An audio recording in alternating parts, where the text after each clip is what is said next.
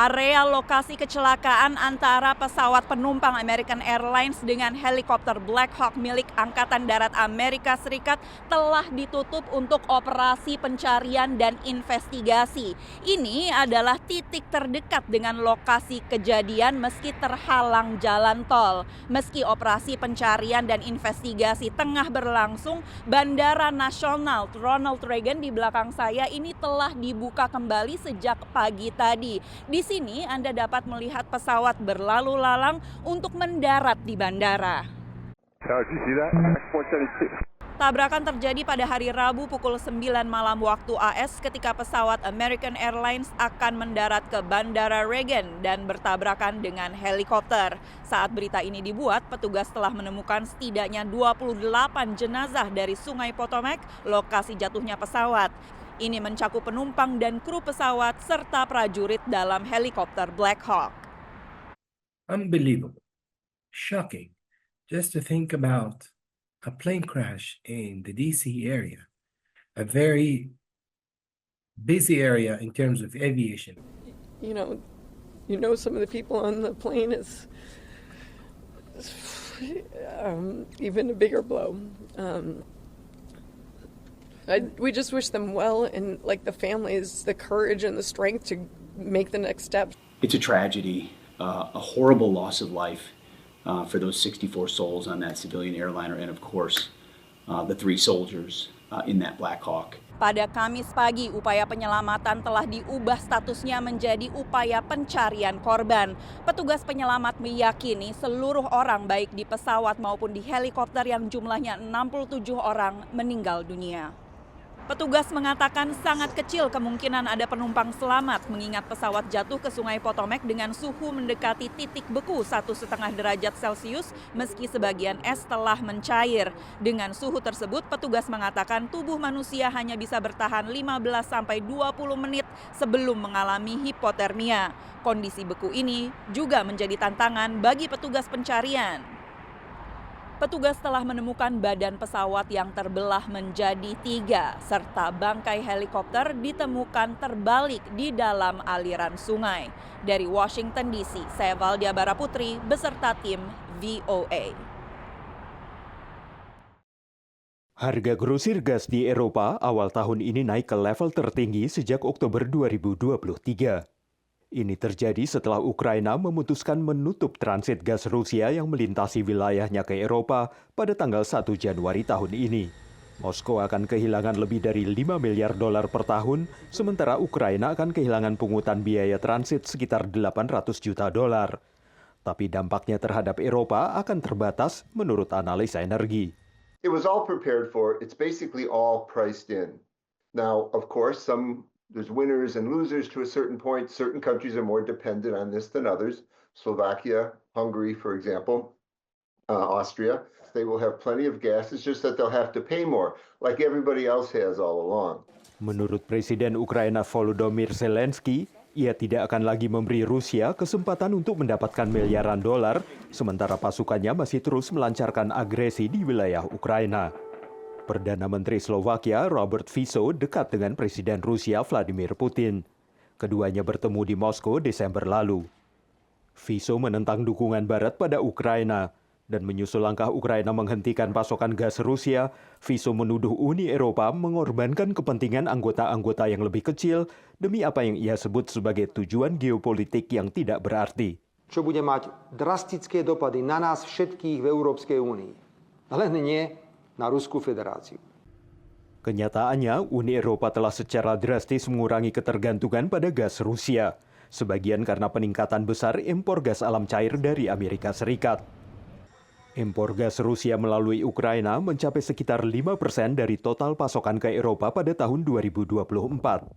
Sebagian gas itu dikirim ke Eropa Barat melalui Slovakia, dan ini menjelaskan kekhawatiran Fico menurut analis.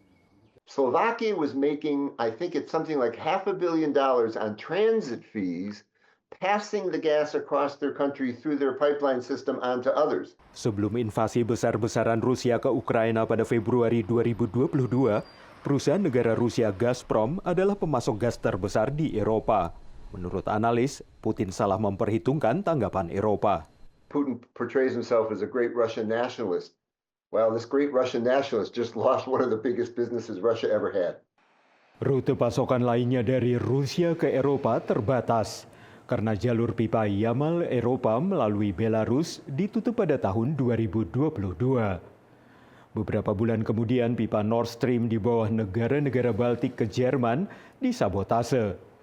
Tapi Rusia masih bisa memasok gas ke Hongaria, Turki, dan Serbia melalui pipa Turk Stream. Dari Washington DC, saya Helmi Yohanes dan tim VOA.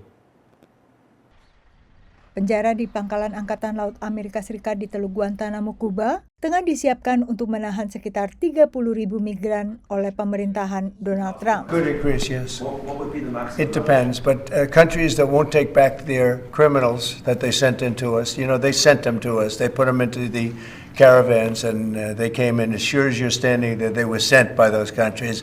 Then they're going to be met very harshly with sanctions, etc. Penjara ini lebih dikenal sebagai tempat menahan tersangka teroris pasca serangan 11 September 2001. Tersangka perencana peledakan bom Bali pada 2002 Hambali termasuk di antara belasan tersangka teroris yang masih berada di sana menunggu proses hukum selanjutnya. We're leaning forward on supporting the President's directive to make sure that we have a location for violent criminal illegals as they are deported out of the country. Menurut kelompok advokasi HAM, penahanan migran dalam waktu singkat menunggu deportasi adalah langkah lazim dan sah. Namun di Guantanamo Bay, potensi pelanggaran HAM lebih tinggi, khususnya jika negara asal menolak kepulangan mereka.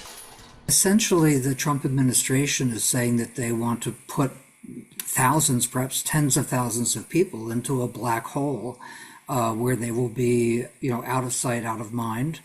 And hold them there indefinitely. And that's certainly not a solution that's humane and one that, is going to be extremely costly, both in financial terms but in human terms as well. Bill Frelick menyebut pengalaman Australia dengan penahanan di Pulau Nauru dan Manus sebagai contoh mahalnya penahanan migran di lepas pantai. Sebelum menjadi tahanan tersangka teroris, pangkalan Angkatan Laut Amerika di Guantanamo Bay, Kuba sejak tahun 1980-an juga menjadi tempat pemrosesan migran. Tempat ini memproses puluhan ribu migran saat pemerintahan Ronald Reagan hingga Bill Clinton, lalu kurang dari 100 migran saat pemerintahan Joe Biden. Menurut kelompok advokasi pengungsi yang ingin dilakukan pemerintahan Trump, berbeda dari sebelumnya. Karena dulu Guantanamo hanya memproses migran yang berupaya masuk dari jalur laut. But we're talking about detaining for the first time tens of thousands of people from within the United States, presumably for immigration violations, at Guantanamo Bay. That has never been done before. Menurut kelompok advokasi HAM, Guantanamo Bay tak bisa menjadi tempat penahanan tanpa batas akhir, dan tujuan akhir tetap adalah pemulangan semua migran sambil memastikan mereka tak menghadapi persekusi di negara asal. Can't be solved by simply holding people indefinitely, forever. You need some prospect that someone can be returned to their home country, and it's just not justified to keep holding a person without any alternative. Pentagon mengatakan sejumlah anggota militer Amerika telah tiba di pangkalan Angkatan Laut Guantanamo Bay untuk bergabung dengan anggota yang sudah ada. Dan saat ini ada lebih dari 150 anggota militer yang mendukung operasi di pangkalan tersebut. Dari Washington DC, Yuni Salim dan tim VOA.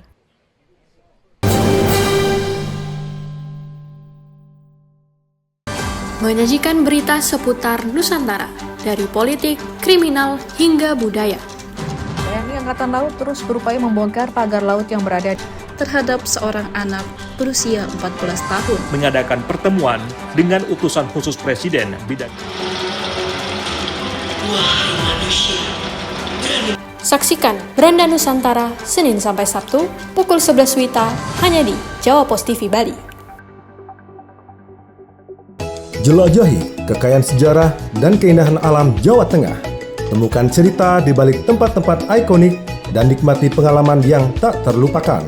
Tiga sendiri diambil dari nama Ratu Belanda waktu itu yang kemudian diabadikan sebagai nama bangunan. Dan keluaran terbaru juga ada. Karena memang sampai saat ini Saksikan Jejak Kota setiap minggu pukul 11:30 WITA hanya di Jawa Pos TV Bali. Mengupas tuntas kondisi Amerika Serikat selama sepekan terakhir, kami hadirkan laporan-laporan eksklusif yang akurat dan mendalam. Menggugat aturan itu ke Mahkamah Agung, ByteDance akan kehilangan akses ke pasar terbesarnya. Rumah ayahnya pun belum ketahuan nasibnya. Di antrian ini kehilangan tempat tinggal. Saksikan VOA Global Report setiap minggu pukul 4 sore waktu Indonesia Tengah hanya di Jawa Pos TV Bali. Ayo komunikasikan bisnis, event, atau pengumuman Anda di koran Jawa Pos Radar Bali. Kontak WA 0877 5087 5999 atau email grafisiklan.radarbali@gmail.com. Jawa Pos Radar Bali, lugas dan tuntas. Ikuti berita terkini dari Amerika Serikat dan dapatkan informasi terbaru tentang kejadian yang sedang hangat dibicarakan. Akhirnya tak menyertakan larangan turun. Sebagian imigran tak bersurat berhasil mendapatkan legalitas. Tapi bagaimana dengan sapi laut? Ada setidaknya 3 isu utama yang mereka suarakan. Pertama, saksikan update terkini Senin sampai Jumat pukul 4 sore waktu Indonesia Tengah hanya di Jawa Pos TV Bali. Nikmati kumpulan lagu-lagu terbaik dari para musisi ternama Bali dengan alunan melodi yang khas, lirik yang menyentuh hati, dan visual yang memukau. Yang tiang dadik kembali baliku.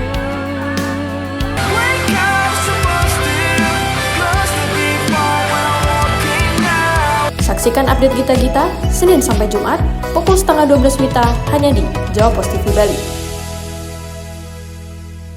Ikuti perjalanan menyusuri masa lalu, mengungkap sejarah di balik peninggalan-peninggalan kerajaan Majapahit. Situs ini itu pernah diekskavasi oleh Balai Pelestari Kebudayaan. Kedua benda artefaktual ini menandakan tidak tak ubahnya memang di sekitar dibangun tahun-tahun sekitar tahun 900. Saksikan jelajah jejak Majapahit Senin sampai Jumat pukul 4:30 sore waktu Indonesia Tengah hanya di Jawa Pos TV Bali.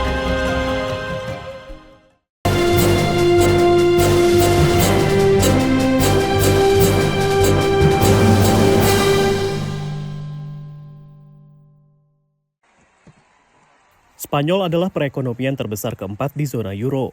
Tapi di antara ke-32 anggota Pakta Pertahanan Atlantik Utara atau NATO, pembelanjaan pertahanannya berada pada urutan terbawah. Sekitar 21,3 miliar dolar atau 1,28% produk domestik brutonya. Dalam lawatan ke Spanyol dan Portugal, Sekjen NATO mengingatkan kembali soal target 2% yang dicanangkan pada 2014. Goal of 2%. Now set a decade ago will not be enough to meet the challenges of tomorrow. The threat from Russia may seem distant, but let me assure you, it is not. Perdana Menteri Spanyol Pedro Sanchez mengatakan berkomitmen mencapai target 2% pada 2029. Anggaran pertahanan telah meningkat 70% selama 1 dekade, dan Spanyol adalah penyumbang terbesar ke-10 bagi NATO dalam hitungan nilai kontribusi pertahanan. Pasukan Spanyol juga aktif melatih tentara Ukraina dalam perangnya melawan Rusia. Namun berbagai perkembangan ini dipastikan tidak memuaskan Amerika Serikat di bawah Presiden baru Donald Trump. Amerika Serikat sendiri pada tahun 2024 membelanjakan 3,38% produk domestik brutonya untuk pertahanan. Presiden Trump telah menyatakan kekecewaannya terhadap kontribusi Spanyol dan bahkan mencanangkan target pembelanjaan lebih tinggi. I'm also going to ask all NATO nations to increase defense spending to 5% of GDP, which is what it should have been years ago. Analis menyaksikan apakah target 5% ini bisa dicapai. Llegar al 5% es imposible. Eso querría decir que España tendría que gastar casi 75 mil millones de euros. Eso es imposible. Imposible porque no tenemos esa capacidad económica. Porque eso sería, de alguna manera, hacer sacrificios en los ámbitos sociales. Y la población española eso lo penalizaría con el voto en las urnas. Tapi negara anggota lain, Lituania, mengaku bisa meningkatkan pembelanjaan pertahanan ke 5 hingga 6% PDB pada 2026. Tai nėra koks nors perviršis. Įsiliejame į NATO gynybos planus, kurie yra mūsų regionui gyvybiškai svarbus. Saat pertama menghadiri KTT NATO sebagai Presiden AS pada 2017, Donald Trump menegur sekutu-sekutu Amerika guna meningkatkan pembelanjaan militer. Seruan serupa dipastikan kembali dikemukakan pada KTT tahun ini di Den Haag pada Juni. Demikian laporan tim VOA. Dalam pertemuan pertamanya untuk 2025, Bank Sentral Amerika Serikat atau Federal Reserve akhirnya tak mengubah suku bunga acuan dan mempertahankan pada level 4,4 hingga 4,5%. The Fed mengakui laju inflasi telah mendekati target 2%, meski belakangan tetap tinggi. We're going to be focusing on seeing real progress on inflation or alternatively some weakness in the labor market before we consider making adjustments. Meski tak mau mendahului keluarnya kebijakan pemerintah baru, apapun kebijakan dan dampaknya juga dalam pantauan The Fed. We're going to be watching carefully, and as we always do, this is no different than any other set of policy changes at the beginning of an administration. We'll patiently watch and understand, and kind of not be in a hurry to get to a place of understanding what our policy response should be until we see how it plays out. Menurut analis, perkembangan terkini membuat Bank Sentral tak hanya sangat bergantung data, tapi juga ekstra hati-hati. The new Trump administration, the 9-hour tariff war with Colombia, DeepSeek coming out, it seems like there's a lot more uncertainty today than there was 7 or 8 days ago. So they're nervous, they're more on hold and more data watching, I think, than they've ever been. And they're waiting for inflation to drop down to that 2% level and or unemployment to rise precipitously in order to move on interest rates. Pengamat umumnya mencermati The Fed berada pada tahap wait and see alias menunggu perkembangan selanjutnya. Dan bila pun suku bunga acuan diturunkan kembali, hal tersebut tidak akan dilakukan dalam pertemuan The Fed selanjutnya pada bulan Maret. Terbitnya data pertumbuhan produk domestik bruto kuartal terakhir 2024 yang lebih lambat dari ekspektasi bisa mengubah kalkulasi The Fed, menurut analis. This may very well give them a reason. They have some political pressure to cut rates. I think the market wants them to cut rates. We have the bond markets not behaving the way that they would like with rates on with yields coming down. And so for all those reasons, I think we might have, I can't believe I'm saying this because I have never said this before, we might have more rate cuts in 2025 than I originally thought. I was originally thinking 2, but this data gives me pause and makes me think that there is something here that can give the Fed a reason to do another cut that we weren't necessarily expecting. PDB kuartal keempat Amerika Serikat tumbuh 2,3% secara tahunan, lebih rendah dari perkiraan sebesar 2,6% dan melambat dari kuartal sebelumnya yang tumbuh 3,1%. Dari Washington DC, Nova Purwadi dan tim VOA. We found solutions. Amerika Serikat menghabiskan hampir 70 miliar dolar atau 1.100 triliun rupiah untuk bantuan luar negeri pada tahun fiskal 2023. Sebagian besar melalui Badan Pembangunan Internasional AS atau USAID. Dengan angka tersebut, AS merupakan penyedia bantuan kemanusiaan terbesar di dunia. Di Indonesia, bantuan Amerika mendanai lebih dari 50 program, mulai dari pengentasan HIV/AIDS dan tuberkulosis, pelatihan perempuan wirausaha, sampai manajemen bencana. Presiden Donald Trump membekukan semua bantuan pembangunan, kecuali bantuan pangan yang paling dibutuhkan. Dia mengatakan ingin menyelaraskan kembali sikap luar negeri AS dengan kebijakan yang mengutamakan Amerika. The past 4 years, we've seen the Biden administration spend money like drunken sailors. It's a big reason we've had an inflation crisis in this country, and it's incumbent upon this administration to make sure, again, that every penny is being accounted for honestly. Gedung Putih tidak menjawab pertanyaan VOA tentang program bantuan asing mana yang akan terpengaruh. 2 pekan sejak pembekuan bantuan asing Amerika Serikat, kantor pusat USAID di Washington di belakang saya ini ditutup dan seluruh pegawainya diwajibkan bekerja dari rumah. Departemen Efisiensi Pemerintah yang dipimpin oleh bilioner Elon Musk mengumumkan bahwa Presiden Donald Trump setuju untuk menutup seluruh operasi USAID.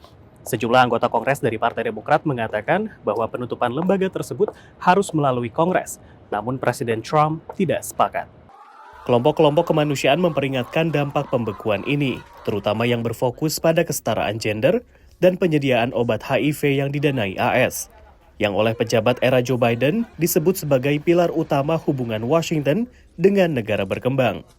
The Secretary General notes with concern the announcement of a pause in U.S. foreign assistance.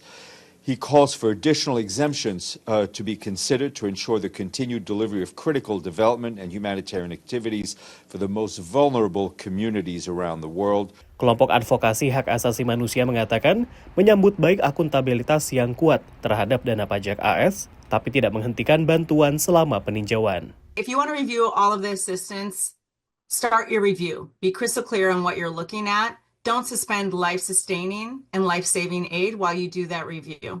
Dan analis menyatakan keprihatinan tentang dampak langsung dari perintah penghentian kerja. We must remember that foreign assistance includes such humanitarian projects that relate to administration of vaccines, for example, to children around the world to make sure that they don't get communicable diseases. Mengenai masalah kesehatan masyarakat global itu, sikap Presiden Trump jelas. Dia juga mengumumkan pada hari pertamanya menjabat bahwa dia akan menarik diri dari Badan Kesehatan Dunia atau WHO dengan alasan kekhawatiran bahwa Amerika Serikat ditipu sebagai donor terbesar organisasi tersebut. Dia melakukan hal yang sama selama masa jabatan pertamanya. Dari Washington DC, demikian laporan tim VOA.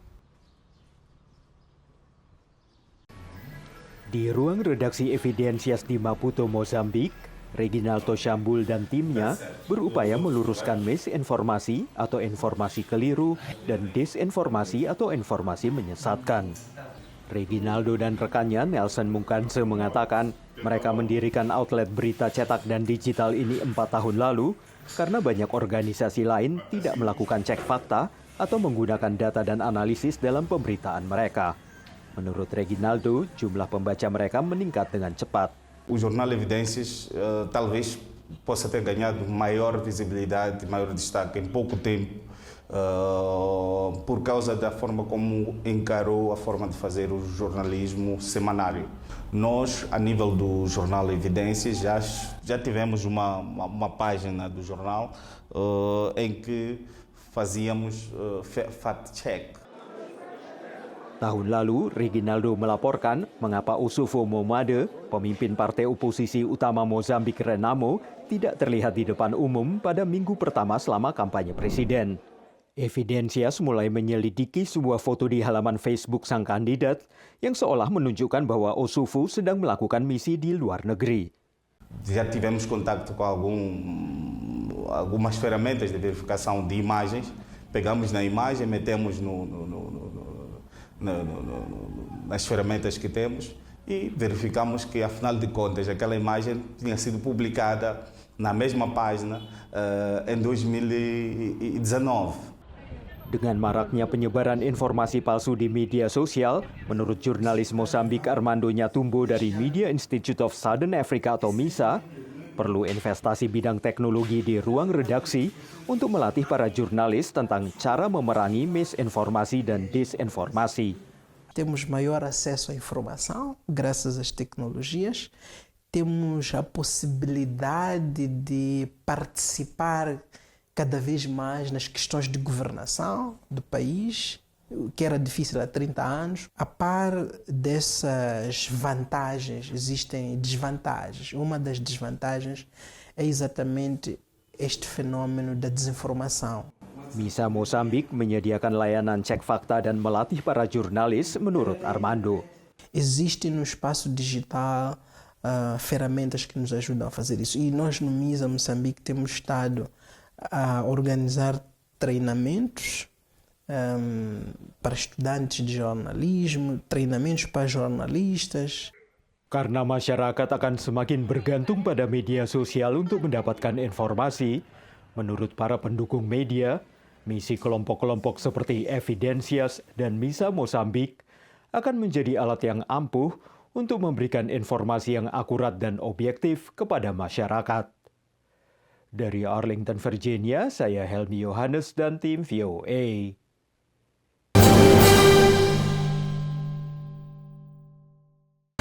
Menyajikan berita seputar Nusantara, dari politik, kriminal, hingga budaya. TNI Angkatan Laut terus berupaya membongkar pagar laut yang berada terhadap seorang anak berusia 14 tahun. Mengadakan pertemuan dengan utusan khusus Presiden bidang. Saksikan Beranda Nusantara Senin sampai Sabtu pukul 11 WITA hanya di Jawa Pos TV Bali. Jelajahi kekayaan sejarah dan keindahan alam Jawa Tengah. Temukan cerita di balik tempat-tempat ikonik dan nikmati pengalaman yang tak terlupakan. Tiga sendiri diambil dari nama Ratu Belanda waktu itu yang kemudian diabadikan sebagai nama bangunan. Dan keluaran terbaru juga ada. Karena memang sampai saat ini saksikan Jejak Kota setiap minggu pukul 11:30 WITA hanya di Jawa Pos TV Bali. Mengupas tuntas kondisi Amerika Serikat selama sepekan terakhir, kami hadirkan laporan-laporan eksklusif yang akurat dan mendalam. Menggugat aturan itu ke Mahkamah Agung, ByteDance akan kehilangan akses ke pasar terbesarnya. Rumah ayahnya pun belum ketahuan nasibnya. Di antrian ini kehilangan tempat tinggal. Saksikan VOA Global Report setiap minggu pukul 4 sore waktu Indonesia Tengah hanya di Jawa Pos TV Bali. Ayo komunikasikan bisnis, event, atau pengumuman Anda di koran Jawa Pos Radar Bali. Kontak WA 0877 5087 5999 atau email grafisiklan.radarbali@gmail.com. Jawa Pos Radar Bali, lugas dan tuntas. Ikuti berita terkini dari Amerika Serikat dan dapatkan informasi terbaru tentang kejadian yang sedang hangat dibicarakan. Nat akhirnya tak menyertakan larangan turun. Sebagian imigran tak bersurat berhasil mendapatkan legalitas. Tapi bagaimana dengan sapi laut? Ada setidaknya 3 isu utama yang mereka suarakan. Pertama, saksikan update terkini Senin sampai Jumat pukul 4 sore waktu Indonesia Tengah hanya di Jawa Pos TV Bali. Nikmati kumpulan lagu-lagu terbaik dari para musisi ternama Bali dengan alunan melodi yang khas, lirik yang menyentuh hati, dan visual yang memukau. Yang tiang dadik kembali baliku.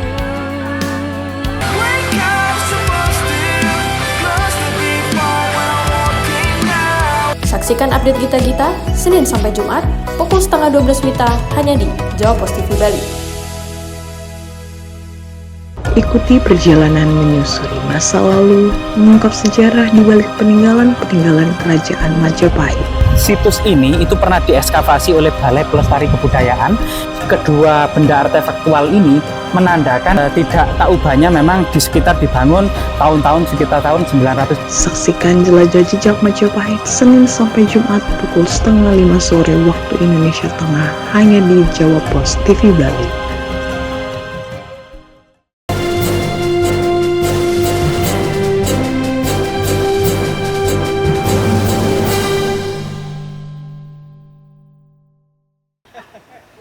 Warga New York ini ramai-ramai mengantre untuk mencium bunga bangkai yang khas. So many different smells. We got some stinky cheese, some poop smells, some kind of sweaty. Ooh, now I get the sweaty sock smell, foot smell. And then like once in a while I actually get this like very fleeting, thin, pleasant floral smell. But that's not as often as the bad smell. Bunga bangkai alias Amorphophallus gigas ini mekar untuk pertama kalinya sejak tiba di Brooklyn Botanical Garden 7 tahun yang lalu. Ini adalah peristiwa yang sangat langka, mengingat bunga endemik Sumatera ini mekar setiap 2 hingga 10 tahun sekali dan rata-rata hanya sekitar 24 jam. I think it smells like something growing actually in the earth, and I do think it smells rotten, but more like rotting food almost. Yeah. Ketika mekar, bagian kuning bunga yang seperti paku disebut spadix berdiri tegak hingga kelopak di sekelilingnya mekar dan menarik penyerbuk ke bagian reproduksinya. Kemudian bagian yang berwarna kuning runtuh. So carrion beetles that would be attracted to stuff that smells kind of putrid. So like poop or rotten eggs, stinky cheese, things like that. So like all plants, flowers that smell beautiful are, attracting bees, or they're attracting hummingbirds or other birds. This is attracting beetles and flies. Brooklyn Botanic Garden adalah satu dari hanya 10 kebun raya di dunia yang punya koleksi bunga bangkai, menurut Botanic Gardens Conservation International atau BGCI. Saking antusiasnya warga New York, jumlah pengunjung kebun raya ini sampai membludak. It's amazing. All of Brooklyn has come out to see this flower today, one of the coldest days of the year. We've had 5 times our normal attendance today. Terakhir, bunga bangkai mekar di kota New York adalah pada tahun 2019 di lokasi yang berbeda, yakni New York Botanical Garden di Bronx. Pemirsa, bunga bangkai tercatat mekar pertama kali di Amerika Serikat pada tahun 1937. Saking bersejarahnya peristiwa ini, bunga bangkai bahkan sempat ditetapkan sebagai simbol resmi dari Bronx di New York City pada 1939 sebelum akhirnya diganti menjadi bunga lili pada tahun 2000. Dari New York, Randy Wucaksana dan tim VOA. Kegembiraan tampak di antara anak-anak yang hadir dalam penampilan perdana 2 panda, Pauli dan Jingbao, di Kebun Binatang Nasional di Ibu Kota Amerika Serikat, Washington DC. They're so fluffy, they're so playful, they're just so nice. Pengunjung dewasa tak kalah gembiranya. I took the day off of work so I could come be here when the zoo opened, and it's very exciting. I'm happy pandas are back in DC. It's making me, honestly, it's bringing back some child joy. So it's very exciting. I just love how roly-poly and pudgy they are, and how they walk all funny, and they're just the way they play and eat, and everything about them is just the cutest. Program peminjaman panda merupakan bagian dari apa yang disebut sebagai diplomasi panda. Pasangan panda dipinjamkan oleh Tiongkok untuk kurun waktu 10 tahun dan selama masa kontrak, Kebun Binatang penerima bekerja sama dengan peneliti Tiongkok untuk mengembangbiakan satwa langka ini. Di tengah ketegangan AS Tiongkok, program ini sempat dihentikan dan panda-panda dipulangkan sebelum program peminjaman dipulihkan lagi pada 2024. They're fascinating. No, it's an animal you don't see often in zoos in the U.S. Sekitar 1 jam perjalanan dari Washington DC, pekerja kebun binatang memotong bambu. We're standing in one of our probably 10 or 11 bamboo stands here at our facility in Front Royal, Virginia. Basically, the purpose of all the bamboo that we've got planted is to provide food for our animals. That's giant pandas, but it's also a myriad of other species. Gajah, simpanse, dan gorila juga pemakan bambu. These bamboo stands allow us to maintain appropriate supply throughout the year, allow us to have some control over not only that supply, but also biosecurity and things like that, to make sure that the food that we're providing is safe for our animals. Tapi bagi panda, bambu mencakup sekitar 99% makanannya. On a daily basis, these animals are getting 45 kilos of bamboo each per day.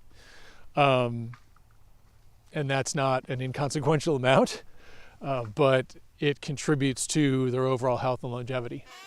2 panda di Kebun Binatang Nasional tiba dari Tiongkok pada Oktober, tapi menjalani masa penyesuaian beberapa bulan sebelum ditampilkan ke publik. Selanjutnya, Kebun Binatang San Francisco di negara bagian California yang bersiap menerima panda dari Tiongkok paling cepat pada akhir 2025. Sebelumnya pada 2024, Kebun Binatang San Diego juga di California telah menerima pasangan panda dari Tiongkok. Dari Washington DC, saya Nova Purwadi dan tim VOA. Sejumlah desainer peserta Indonesia Now dalam ajang New York Fashion Week The Show protes kepada pengelola. Akan mengikuti ajang New York. Fitri Sahuteru, salah satu peserta Indonesia Now 2024 lalu, video komplainnya terkait penyelenggaraan Indonesia Now menjadi polemik yang sempat ramaikan media sosial. Kak Fitri harus tahu apa, saya bilang gitu. Ada beberapa masalah yang harus diselesaikan. Karena kalau kita tidak membantu Eski, besok show nggak akan terjadi. Saya mengumpulkan, kalian punya case berapa, tolong berikan ke saya, kita kumpulkan di meja makan dengan harapan Eski bisa menyelesaikan kewajiban dia sebelum show. Kalau nggak salah kurang lebih 10.000 atau 13.000 waktu itu saya dan teman-teman kasih ke Eski pagi itu. Ternyata masalahnya nggak sampai di situ aja. Saya minta kawan saya menemani Eski untuk bayar gedung dan lain-lain, ternyata masih ada yang belum dibayar. Keluhan dugaan mismanagement juga datang dari brand Lisa Ju. Yang paling parah tuh menurut saya fittingnya. Ketika fitting juga itu banyak banget modelnya yang saya harus cobain baju segala macam, tes segala macam, dan itu ukuran tuh berbeda sama yang mereka kirimkan sebelumnya. Indonesia Now berlangsung 2 kali 1 tahun sejak 2018. Telah membawa berbagai karya desainer papan atas tanah air melantai di Catwalk New York. Mulai dari Ivan Gunawan, Didit Maulana, Gea Panggabean, hingga Merdi Sihombing. Kepada VOA, Merdi ceritakan pengalamannya. Begitu kita lihat, ini kok datangnya orang Indonesia semua ya, gitu loh. Medianya juga media Indonesia. Lo tuh mau ngapain ya jauh-jauh ke New York ini dengan katanya menjual fashion Indonesia ke global. Kalau begini sih bukan ya. Yang menjadi masalah adalah munculnya berbagai macam isu polemik berkepanjangan di sosial media. Di YouTube, di Instagram, dan juga di grup WhatsApp. Semuanya saling debat, saling sanggah, saling memberikan informasi. Sehingga publik jadi bertanya-tanya, ini mana yang benar, mana yang salah. Topiknya hanya satu, Indonesia Now di New York Fashion Week The Show. Tim VOA berhasil mengkonfirmasi langsung kepada pendiri dan pengelola Indonesia Now di New York, Dina Barber yang biasa disapa Eski. Kalau boleh tahu itu biayanya berapa sih Ki untuk bisa masuk situ? Minimal banget itu kita harus keluar itu 150.000. 150.000 untuk satu show. Satu show. Ya. Memang kan harusnya pembiayaan ini tanggung jawab desainer ya, gitu. Atau mungkin pemerintah. Kerjaan fashion itu Max, itu tuh harus punya passion. Kalau di industri fashion nggak punya passion, itu pasti udah nyerah dari kapan juga gitu loh. Dan saya pun membantu desainer untuk mencarikan funding. Jadi perannya Eski di sini apa? Jadi dia. Perannya apa sih sebenarnya? Perannya apa sih sebagai apa? Sebagai event organizer. Event organizer. Sebagai apa lagi? Fashion consultant. Konsulat Jenderal RI di New York keluarkan imbauan terkait polemik ini. Kami menghimbau kepada masyarakat Indonesia dan diaspora Indonesia juga agar dalam mengikuti event-event di luar negeri selalu berhati-hati. Dari New York, Naratama dan Randy Wicaksana, VOA.